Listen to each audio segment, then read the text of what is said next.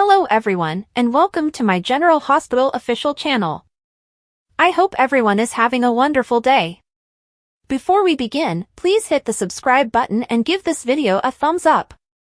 Since fans learned that Kelly Monaco would be leaving General Hospital following Sam's death, speculation has been wild, as has indignation. How would this happen? Is there any way back? Would Monaco want to come back from this? For better or worse, it appears that we have received an answer to at least one of those questions today, and it is likely the most important. Because Sam is actually dead. To be sure, we were all pretty clear when she would die. When we discovered Sam was a match to donate a portion of her liver to Lulu, we realized she had a slim chance of surviving the procedure. And with Sam's heartbreaking goodbyes to all of her friends and loved ones last week, it became a certainty. After that, it was simply a matter of how she died. Is there a surgical accident? Unexpected complications?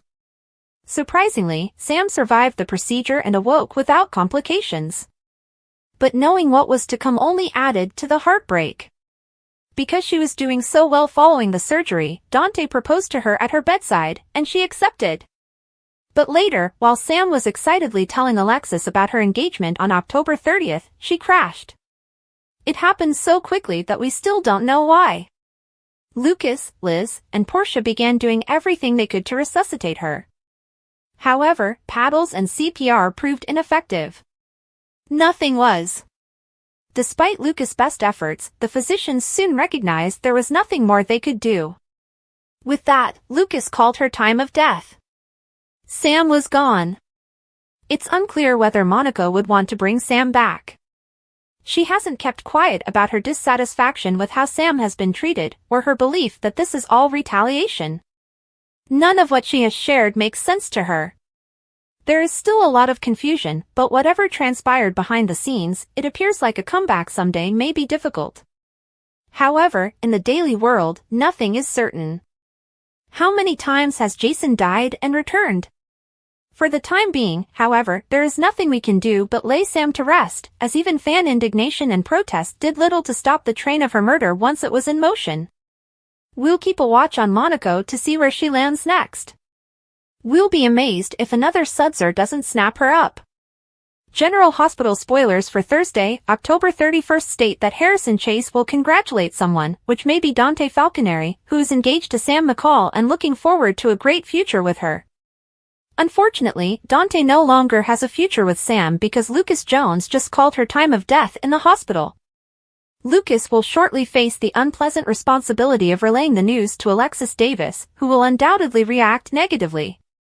You tell me that my daughter is gone and you're sorry. Alexis snaps as she lashes out at Lucas in Thursday's GH teaser video.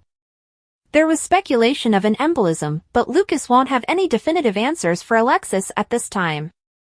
Given the strangeness of Lulu Spencer's powered-down ventilator, it's understandable that people suspect foul play in Sam's death. According to GH, Cyrus Renault may have damaged Sam's bag, so we'll keep you updated on any major developments along the road. For the time being, everyone will be taken aback by Sam's unexpected medical crisis. That includes Jason Morgan, who will count on Elizabeth Baldwin to help him process Sam's death. Liz urges Jason to do something for Sam in Thursday's preview clip, which may drive him to find the strength to tell Danny Morgan and Scout Quartermaine the whole truth. Jason may also wish to provide Drew Quartermaine with updates and allow him to help fill in for Scout. There is no easy way to inform Scout and Danny that their mother did not make it, but it must be done. Jason may be concerned about navigating life as a single father, but Elizabeth may encourage him and explain that Sam would want him to step up for Danny. After Drew confessed to Michael Corinthos, Ned and Tracy Quartermaine will try to come up with a new angle. Drew still has a political career to consider, so Tracy and Ned may not give up hope of blackmailing him just yet. Drew will make a deal with Cody Bell and work to mitigate the damage. Some hush money might help Cody fulfill his desire of purchasing Serenity, so we'll see if Drew has that in mind. According to General Hospital teasers, Sasha Gilmore Corbin will propose a contract of quiet. Sasha will argue that no one should know about her and Michael's drunken bedtime. Michael, on the other hand, will be more interested in what Willow will reveal on Thursday's episode. Sasha hinted at a second kiss, so Michael will give Willow the floor and advise that if there is anything else, she tell him immediately. Willow was about to reveal everything, but Drew persuaded her to shut quiet.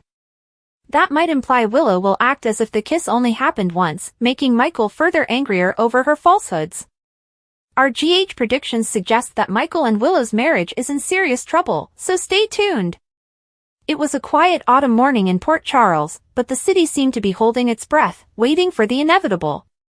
Today was intended to be a celebration, a day of unity. Sonny Corinthos and Nina Reeves were ultimately married in a meticulously planned ceremony at the Metro Court. But for Ava Jerome, this was the culmination of a different plan. Today would be her day of ultimate vengeance. Ava watched from her suite at the Metro Court, which gave her a clear view of the ballroom below. Sonny and Nina had precisely organized and approved each flower, cutlery, and guest. Despite the beauty and elegance, there was a palpable tension in the air, which only Ava appeared to perceive. In the days preceding up to the wedding, Ava had worked discreetly, manipulating events from behind the scenes, meticulously setting the groundwork for her plan. She intended to exact revenge on Sonny, the guy who had harassed her for years, deprived her of her daughter Kiki, and left her physically and mentally damaged. And today, she would make sure Sonny paid. As the guests crowded the ballroom, Ava made her way down. She'd brought a few surprise visitors of her own, folks Sonny wouldn't want to see, people he had hurt. The first of them was Cyrus Renaud. Cyrus, who had recently been released from prison, had no qualms about causing problems, especially if it meant upsetting Sonny's life. Sonny recognized Cyrus almost immediately. "What the hell is he doing here?" Sonny mumbled to Nina, his expression darkening. "Don't worry, Sonny," Nina said softly, her voice quivering slightly. "Security is tight. He will be unable to wreak any harm." But Sonny was not convinced. He excused himself and crossed the ballroom toward Cyrus. The two men exchanged furious words, and Sonny made his threats apparent, telling Cyrus to leave before things went violent. But Cyrus merely smiled, and as he glanced over Sonny's shoulder, his gaze met Ava's. She gave him a small nod, indicating that everything was proceeding as planned. Back in her room, Ava checked her watch. She had barely enough time to carry out the next portion of her retaliation. She took a little vial from her purse and placed it into her pocket before heading downstairs, greeting guests along the way with her trademark grin that concealed her sinister intentions. But Nina was not completely convinced. Despite the blood, turmoil, and film, a part of her still loved and trusted Sonny. She looked over to Carly, who was watching the situation with mistrust. "Ava, are you sure this isn't part of some plan?" Carly inquired, her gaze narrowing. "Oh, Carly," Ava responded, her voice full of faux innocence. "Is it so hard to believe that Sonny is a monster?" The police quickly began removing attendees out of the ballroom, taking statements, and looking for answers. Meanwhile, Ava slipped away unseen, her goal completed. She had shattered Sonny's world, ruined his reputation, and forced a gap between him and Nina. For Ava, it was the ultimate vengeance, long overdue.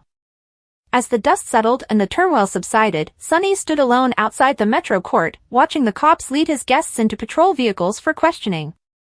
His reputation was in shambles, his love life was ruined, and he had enemies at every turn.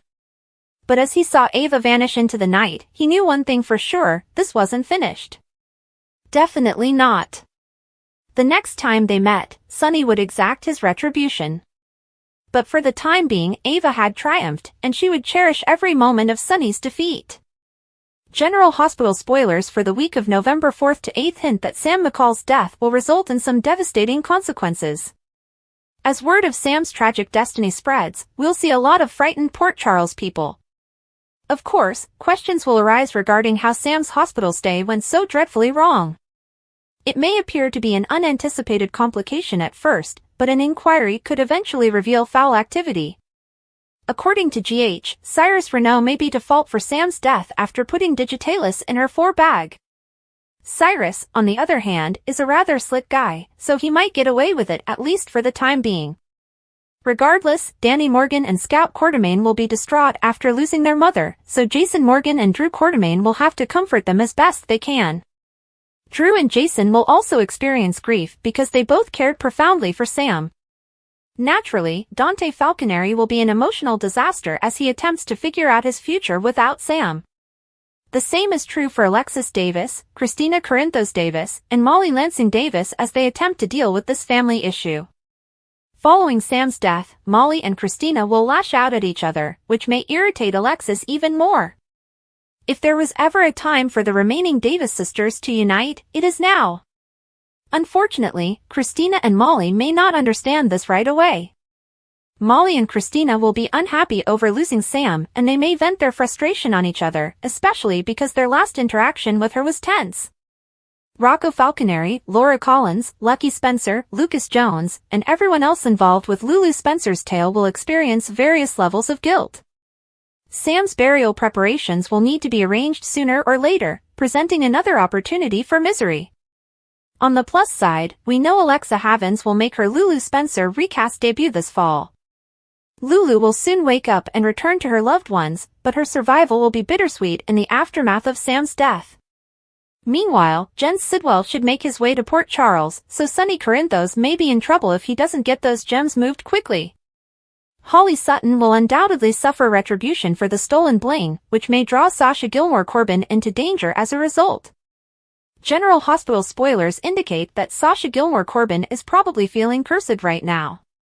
Every time Sasha pursues happiness, it seems to slip away from her. Sasha felt she'd finally settled into a peaceful life with Cody Bell by her side. Sasha trusts Cody and understands his heart because he has always came to her rescue and stood up for her. Cody and Sasha were developing a great relationship, but it has now crumbled due to Holly Sutton's revelation that they are first cousins. Sasha is devastated because there is proof from the WSB lab that Robert Scorpio is her father. Given the circumstances, it's hardly surprised that Sasha will become intoxicated and return to bed with Michael Corinthos. Michael is coping with his own romantic troubles after learning that Willow Corinthos and Drew Quartermaine kissed behind his back. Sasha and Michael have remained friends since their breakup, so it's understandable that they'll cross the line and hit the sheets. At least that's how it appears in the October 30th preview video. That doesn't make it right, but this is typical soapy fare. Of course, it's a frequent soap opera trope for a female character to become pregnant after a single night stand. Sasha previously got pregnant after a steamy rendezvous with Brando Corbin, but will Michael be her second baby daddy? Sasha's deceased first child has recently come up in conversation as she was devastated by the loss of Liam Corbin. Holly wasn't present for the disaster, so Sasha shoved it in her face recently.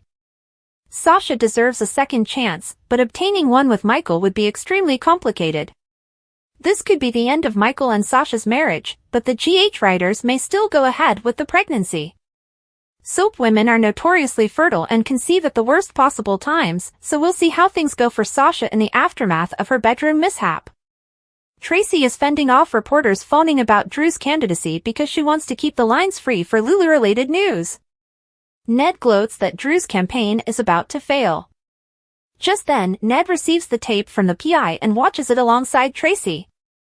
Tracy calls her son a genius for tracking Drew out and claims they have all the ammunition they need, but now they must use it. Ned dislikes bringing bad press to the family name, while Tracy believes Drew is unworthy of the Quartermaine name.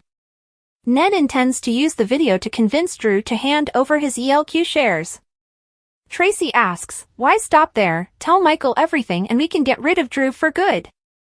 Tracy claims Michael has always had a touch of her father's ruthlessness, and he will keep Drew out of their life.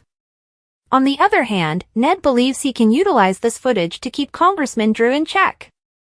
Having a lawmaker do their bidding can come in useful. Drew comes with a swollen, bloody lip, and Tracy snarks, "Someone's had a night." Drew moves over and pours himself a drink. Ned informs Drew that from now on, he will do exactly what they say about the family business. Drew questions why he would do it. Ned hands him his phone, and Drew sees the video he was emailed. Drew asks whether he believes this is enough to blackmail him. Drew claims this has been resolved, and he will deal with Cody. Ned inquires as to how he will approach James West after overhearing him and Willow discussing the kiss. Ned assures Drew that he will vote with him on all future ELQ votes, and Tracy adds that he will also support Ned as CEO. Ned claims differently, but Michael discovers the truth and decides not to run for Congress. Ned inquires if they have a contract. Suddenly, Michael and Wiley enter, and Michael asks Drew, "What happened to you?" He says he appears to have been in a fight. Drew claims it was a misunderstanding. Michael believes he walked in on something. Ned claims they were talking about endorsements and how the appropriate ones can make or destroy a politician. Thanks for watching. If you like this video, so please don't forget to subscribe my channel and don't miss any update.